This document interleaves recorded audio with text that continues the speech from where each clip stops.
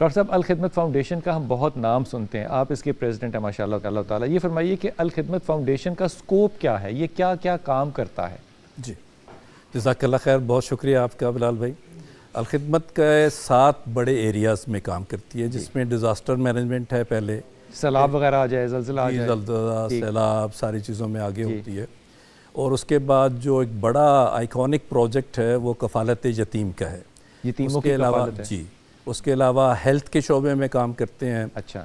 اور اس وقت صرف ہیلتھ کے شعبے میں 9 ارب روپے سے زائد سالانہ خرچ ہو رہا ہے. سالانہ؟ جی 9 ارب روپے سے زائد، کیونکہ 50 سے زائد تو ہاسپٹلز ہیں، 310 ایمبولینسز ہیں، 12 موبائل ہیلتھ یونٹس ہیں ماشاءاللہ، اور ڈائگنوسٹک لیبز ہیں. تو یہ شعبہ بھی خاصا بڑا ہے. کراس پاکستان ہے یہ کراس پاکستان ہے.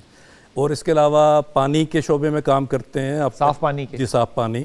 اب تک تقریباً 25,000 پروجیکٹس کیے جا چکے ہیں پورے ملک. 25,000 صاف پانی کے پروجیکٹس اکراس پاکستان. جی اور تھر سے شروع کیا تھا.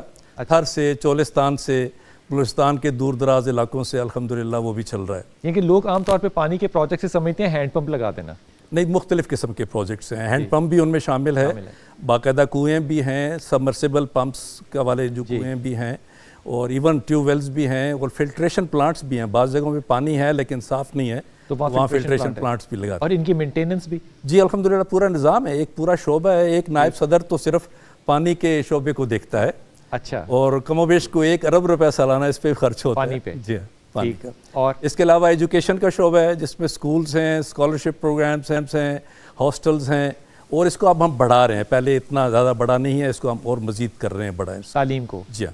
تعلیم میں کوئی یونیورسٹیز کی طرف یا کالجز کی طرف نہیں رجحان ہوا؟ یہ جو آؤٹ آف اسکول چلڈرن خاص طور پہ ہمارا وہ فوکس ہے. اچھا. آپ کو پتا ہوگا کہ کوئی 2.25 کروڑ تقریباً 2.62 کروڑ بچے جن کو اسکول میں ہونا چاہیے وہ اسکول نہیں جاتے ہیں. ٹھیک. تو ان پہ ہمارا فوکس ہے. انشاءاللہ آگے بڑھ کے اس میں کام کریں گے.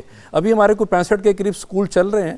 ایک آپ کا اسکول تھا اٹک میں، کچھ سال پہلے ہم نے وہ وزٹ کیا تھا. جی اگر آپ اجازت دیں گے تو اس پہ تو میں علیحدہ سے بات کروں گا. اپنا یہ جو ہمارا کفالت یتامہ کا پروگرام ہے یہ سب سے بڑا اس لحاظ سے ہے کہ اس کی افادیت بہت زیادہ ہے. ابھی میں یہ نعت بھی اتنی پیاری نعت انہوں نے سنائی ہے، مزہ آ گیا کہ خدا کی عظمت کیا ہے. بالکل. اور جو جستجو کیا ہے کہ محمد کی رضا مل جائے، ان کی خوشنودی مل جائے. ہمیں تو سرخرو ہونا ہے، ہمیں تو سرخرو ہونا ہے آقا کی نگاہوں میں. تو اسی کے طرح کی ایک حدیث ہے کہ کفالت یتیم سے جنت کا حصول بھی، رفاقت رسول بھی. صلی اللہ علیہ وسلم. یہ ہمارا سلوگن ہے.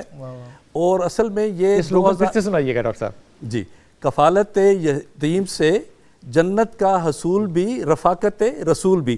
یہ پوری حدیث ہے، علماء کرام جانتے ہیں. اس کا ایک خلاصہ آپ کے سامنے رکھا ہے، صحیح حدیث ہے.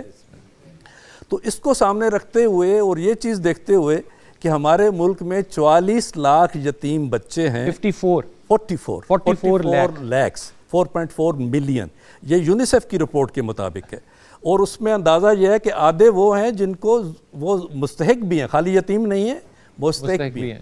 میں ان کی جو حالت بیان کرتا ہوں وہ یہ ہے کہ یہ وہ بچے ہیں کہ جو صبح اٹھ کے میرے بچوں کی طرح تیار ہو کے گاڑی میں یا موٹر سائیکل پہ بیٹھ کے اسکول نہیں جاتے، بلکہ ننگے پاؤں بغیر ناشتہ کیے، بغیر ہاتھ منہ دھوئے کسی ورکشاپ پہ جاتے ہیں اور میری اور آپ کی گاڑی کے نیچے لیٹ کے اپنا ہاتھ اور منہ کالا کر رہے ہوتے ہیں. یا پھر کسی جگہ سے میں ہوٹل سے کھانا کھا کے نکلتا ہوں تو وہ ٹیبل صاف کر رہے ہوتے ہیں. حالانکہ یہ نمائندے ہیں پیارے نبی حضور اکرم صلی اللہ علیہ وسلم کے، کہ انہوں نے کہا تھا کہ جس کا کوئی والی نہ ہو اس کا محمد والی ہے. اور پھر وہ کہتے ہیں کہ تم ایک کی کفالت کرو تو میں تمہیں جنت میں اپنی رفاقت بھی دوں گا. تو یہ اس کے لیے ہم نے ایک موومنٹ شروع کی، ایک تحریک شروع کی 2006 میں. اس وقت اس لیے شروع کی کہ زلزلہ آیا تھا 2005 میں، آپ کو پتہ ہے، اور 80,000 سے زائد لوگ شہید ہوئے تھے. ہمیں خیال آیا کہ اس میں یتیم بھی بہت سارے ہو گئے. پھر پتہ چلا بہت ساری این جی اوز ہیں باہر کی، آسٹریلیا کی، وہ بچوں کو لے کے باہر جا رہی ہیں. تو ہمیں فکر ہوئی کہ اگر یہ لے کے جائیں گے تو ان کا ایمان کدھر جائے گا، یہ کیا رہ جائیں گے. اس وقت ہم نے سوچا کہ ہمیں کچھ کرنا چاہیے.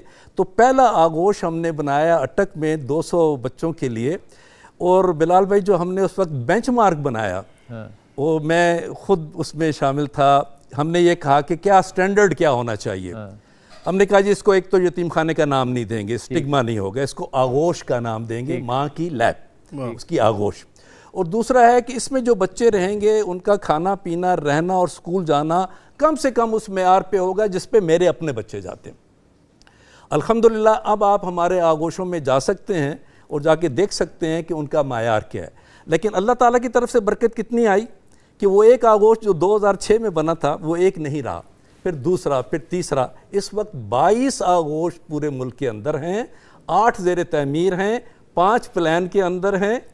اور 2012 میں ہمیں احساس ہوا بلال بھائی کہ یہ خالی آغوش بنانے سے یہ لاکھوں بچوں کا کام نہیں چلے گا, ہمیں کوئی اور نظام بنانا چاہیے. ہم دوبارہ 2012 میں اکٹھے ہوئے, پوری لیڈرشپ جو تھی الخدمت کی وہ ساری بیٹھی, اس وقت بھی میں صدر تھا اتفاق سے. تو ہم نے طے کیا کہ فیملی سپورٹ پروگرام شروع کرتے ہیں. ہم کمیونٹیز میں جائیں گے, لوگوں کو بتائیں گے کہ بھی آپ کے اپنے محلے میں یتیم بچے رہتے ہیں, وہ سکول نہیں جاتے, وہ ایسے ناگوار قسم کے کام کرتے ہیں, آپ کی ذمہ داری بنتی ہے کہ ان کی کفالت کریں. الخدمت آپ کے لیے یہ کرے گی کہ پورا ایک نظام بنائے گی, ERP بنائے گی, اور آپ سپانسر کریں گے اور ہم اس بچے کی کفالت کریں گے. اس بچے کو سکول پہنچائیں گے, اس کو یونیفارم دیں گے, کتابیں لے کے دیں گے, اس کی تربیت کا انتظام کریں گے, اور اس کی ماں کو کھانے کے لیے بھی پیسے دیں گے. اچھا, ہم نے 5 جب یہ پروگرام بنایا, اصل بات جو نوٹ کرنے کی ہے آج رمضان میں کہ وہ جو 12 لوگ بیٹھے تھے انہوں نے کہا جی پہلے اپنا اپنا حصہ ڈالو. میں کمزور سا آدمی ہوں تو میں نے ایک بچے کی کفالت کا انتظام کیا. تو میرے سیکٹری جو بعد میں صدر بھی رہے شکور صاحب, انہوں نے کہا میرے 5 بچے ہیں, مجھے 5 بچوں کی کرنی چاہیے. اچھا. سب نے مل کے 10 لاکھ روپے پہلے خود اکٹھے کیے, پھر اللہ سے دعا مانگی کہ اللہ اس میں برکت ڈالنا, اور ہم 5000 بچوں کی کفالت کرنا چاہتے ہیں. یہ پروگرام ہم نے بنایا. لیکن بلال بھائی اس وقت ہم 28,000 بچوں کی کفالت, اور 2000 بچے ہمارے ساتھ رہتے ہیں ان 22 آغوشوں میں. تقریباً 2.5 ارب روپے سالانہ صرف اس کام پہ خرچ ہوتا ہے. پھر یہ صرف یہ وہاں پہ ان کو کھانا کھلانا اور پڑھانا نہیں ہے, اس کے بعد ان کی پوری گرومنگ کرنے کا پروگرام بنایا. جو بچے انٹر کرنے کے بعد کسی میڈیکل کالج میں داخلہ ہوتا ہے اس کو فری پڑھاتے ہیں, وہاں پہ انجینئرنگ کالج میں اس کو فری پڑھاتے ہیں, یونیورسٹیز میں فری لے کے جاتے ہیں. حتیٰ کہ اب ہمارا جو آغوش کالج مری ہے جو ایک کیڈٹ کالج کی طرز کا ہے, آپ ضرور کبھی تشریف لائیے, آپ انتہائی خوش ہوں گے. میں آپ ایک بات بتاؤں, ایک ہمارے دوست نے وہاں تصویر بنائی, وہ کہا جی میں سعودی عرب سے آیا ہوں اور اس وقت مری کی سیر کر رہا ہوں, اور آپ سمجھیں گے کہ میں 5 سٹار ہوٹل کی تصویر دے رہا ہوں کہ شاید میں یہاں ٹھہرا ہوں, لیکن یہ 5 سٹار ہوٹل نہیں ہے, یہ آغوش ہے.